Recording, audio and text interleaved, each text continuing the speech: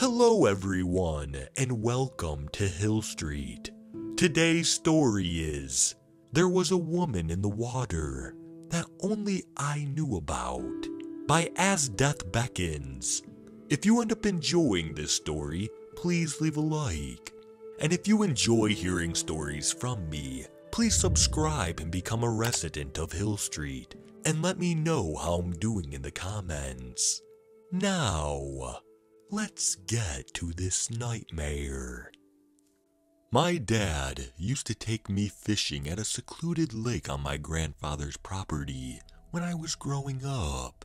I always looked forward to seeing my grandparents going on hikes, sitting around the campfire, going fishing, and all the adventures we used to have.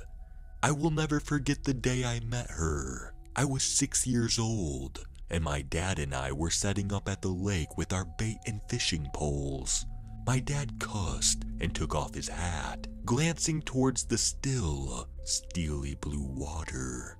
"I forgot the radio, Cody. You sit tight and I'll be back, alright?" "Okay, Daddy." My dad turned and hurried back up the long slope that we had descended every time we came to the lake. I sat there, whistling, staring up at the sky and the massive, ancient trees that surrounded me. The wind blew, and the fresh, clean scent of nature reached my nostrils. I inhaled deeply, closing my eyes and tilting my head back. The birds were chirping, critters were scurrying, and everything seemed completely right. I had opened my eyes and sat there for a few more seconds before I actually noticed her. Less than 6 feet away from me. My heart nearly leaped up my throat and out of my gasping mouth. I was so startled. How had this thing so stealthy snuck up on me? And I only say thing now because that was how I perceived her at first. Only her head and shoulders were exposed, the rest of her hidden beneath the water. She was completely bald, but had what looked like to be tiny, dark green horns. Dozens of them, protruding all over her scalp. Her skin was as green as the leaves in the trees. Her huge eyes taking up the majority of her face, completely black. She had no nose, only 2 slits above her mouth, which was long, flat, and slightly open as she gazed upon me. The two of us sat staring at each other in what felt like an eternity. I only looked away when I heard the country music blaring on my dad's radio. I looked back, watching as he appeared at the top of the slope. I glanced back at the water less than 2 seconds later, only to find that she was gone, leaving only ripples in her wake. I didn't tell my father about what I'd seen. Hell, I wasn't even sure if I had really seen anything real myself. That was the curiosity that drove me back to the lake later on that night. I had to creep barefoot through my grandparents' house, slowly edge the back door open, and walk quietly through the fog back down to the lake. I don't know why, but I brought a case of bait with me. She lived in the water like fish, so she definitely ate what they ate, right? I came to a stop several feet away from the dark water. The air was cool, and the moonlight shimmered on the surface of the lake I had come to love. I sat down and picked up a handful of worms. I tossed them into the water, waiting. Nothing. I pulled out my Nintendo DS and started playing a Mario game. Maybe I really had just been daydreaming, I figured. But I was already out here, so why not enjoy the night? I had apparently dozed off because I suddenly awoke to the sound of the Super Mario theme, or what sounded eerily like the Super Mario theme. Wiping my eyes, I looked down at my DS. It was dead. I then looked down at the water.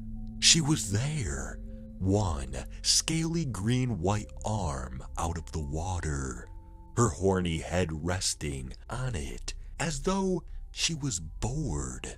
She was humming the music in a way that a human, or any other animal for that matter, never could. Her black eyes were set upon me, never blinking. I sat there all night with her, the two of us simply keeping each other company. When the sun began to rise, I snapped out of my trance and stood up, dusting myself off. I have to go now, but I'll be back, okay? She made a strange sound, something that reminded me of a dog's whimper. I had a feeling that she didn't want me to go, but I knew I had to get back before my grandparents woke up. I began my ascent up the slope. When I glanced back, she was gone. I began to visit my grandparents more and more over the years. What used to be twice-a-month visits soon turned into every weekend, and even sometimes weekly if I could convince my dad to drive me over. My grandmother was delighted to have me around so much, but my grandfather had a look in his eye that I didn't like. It was as though he was suspecting something. I found myself wondering if he knew about my new friend down in the lake. She would never show her face if my dad, mom, or grandparents were there. She had eyes only for me, it seemed. I would bring her food, finding that she had an appetite for fish and shrimp, but when it touched vegetables or desserts of any kind, she would hum different songs for me, and sometimes I would bring my iPod down to the lake, playing it low so that no one could hear it. She would hum my favorite songs back to me, and I would sit and talk with her, telling her about the different things going on in my life. One night, when I was 12, I brought a woman's magazine down to the lake. I whistled a low, long note, and she came, like she always did. She placed both arms out of the water, her webbed, four-finger hands clutching onto the wet soil as she looked innocently at me. "You know, I've told my friends about you. They didn't believe me. Well, Tommy did, and he thinks that you're kind of like a pet, I guess. I don't think he's right, but it got me thinking, you need a name. That way I have something to call you. I brought this magazine down to read a few to you. What do you think about Emily?"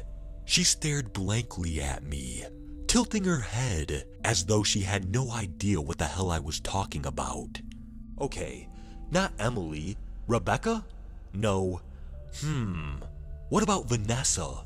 She submerged for a moment and came back out, shooting water at me from her nostrils. Okay, not Vanessa. I don't like it either. I know a girl named Vanessa, and... ugh. Kelly. No. How about Selena?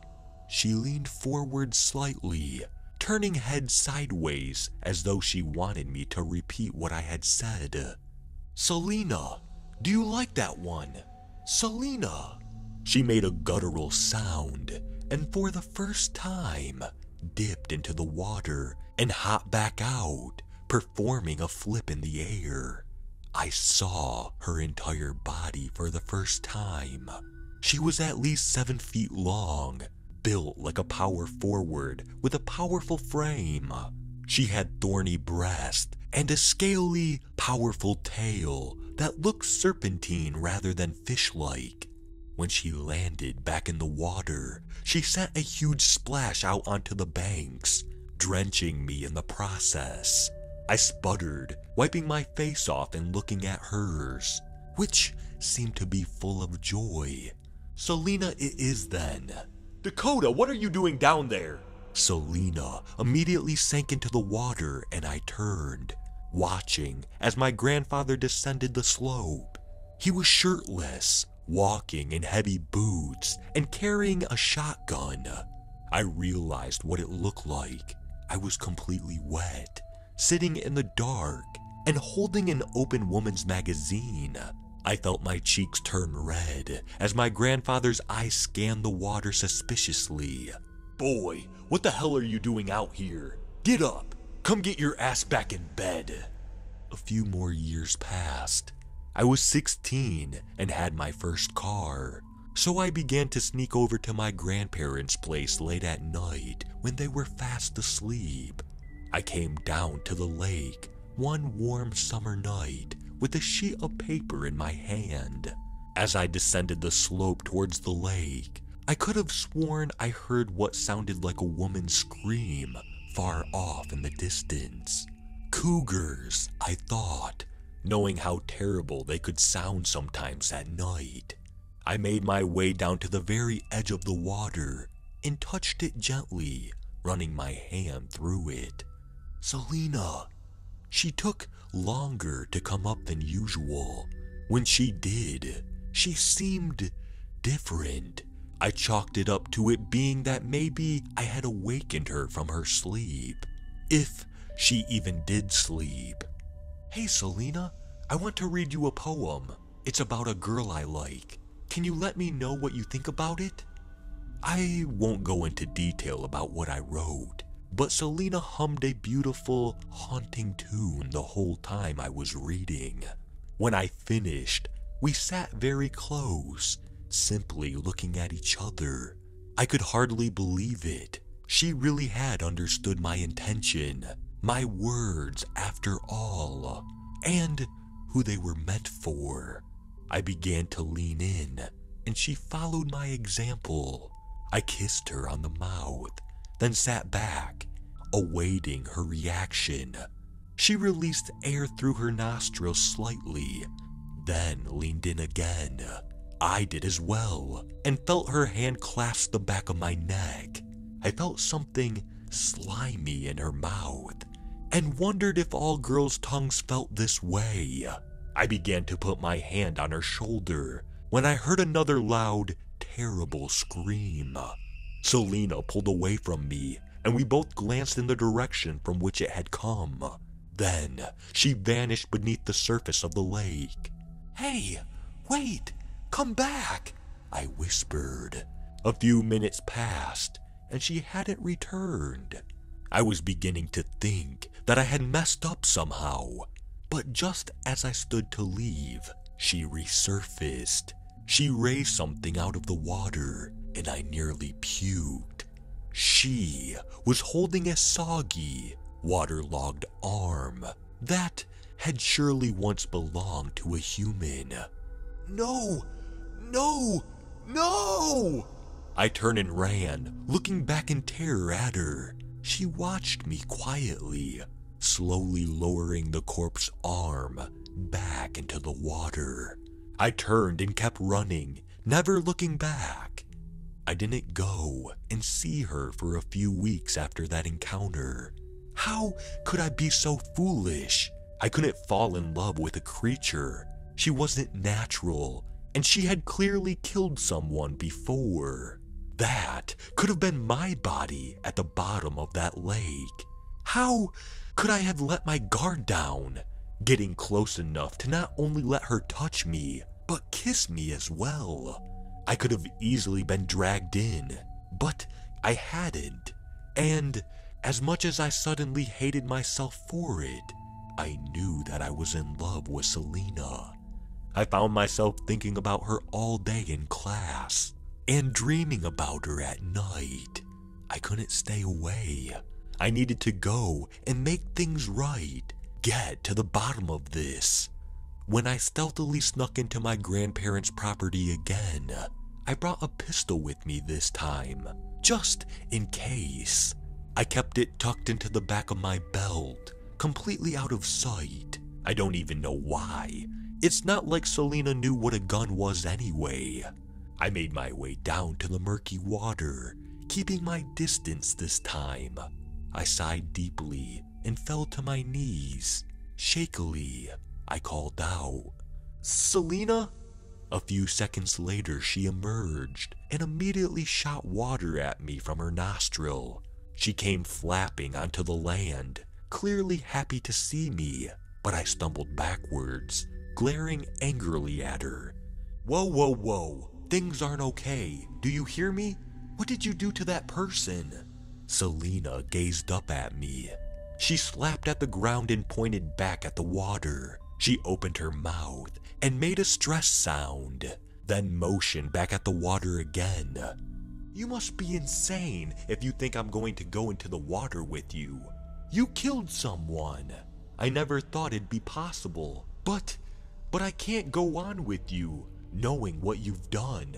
I'm sorry, but I can't see you anymore, Selena. I'm so sorry." I turned and began walking away, my feet heavier than anything I have ever carried in my life. Selena, behind me, was making a desperate panting sound. "Dakota!" she screamed, and I spun around. The bullet hit me right in the shoulder, and I fell to the ground, clutching at my wound, and stared in horror at my grandfather, who was emerging from a cluster of trees. He was covered in blood, holding his shotgun. "So, you figured out what I've been doing out here, huh? Your little fish girlfriend here told ya, didn't she?" "Papa, I saw the canoe behind him, resting at the edge of the water. A dead woman lay in it, chained to a couple of cinder blocks. Then, it all made sense. Selena hadn't killed anyone. My grandfather did. "I'm sorry, Cody, but you forced me to do this. It would break your grandmother's heart if she ever found out, and I ain't gonna let you do that."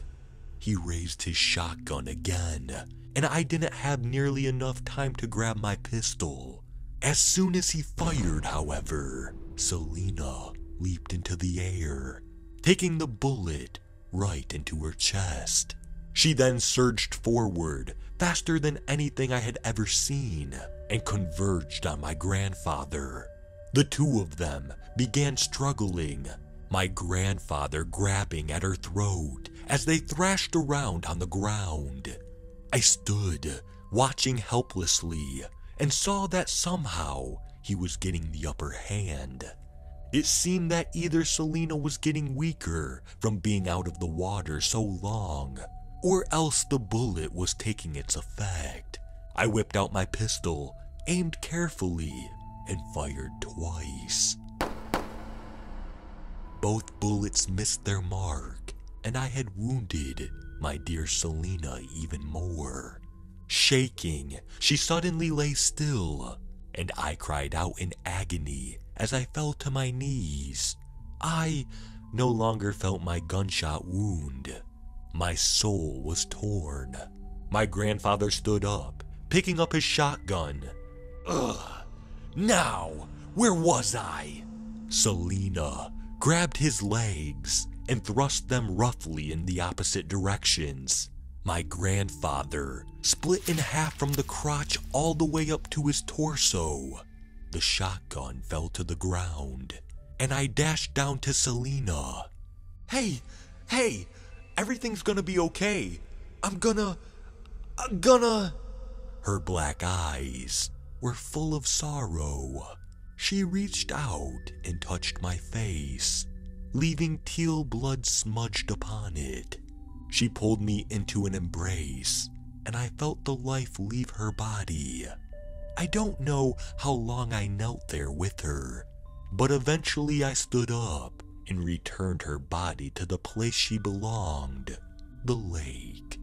I left my grandfather's corpse laying there. My grandmother would surely find it, and the corpse of the woman he had murdered as well in the morning. I can say with certainty that I will never fall in love again. My heart will always be at the bottom of that lake.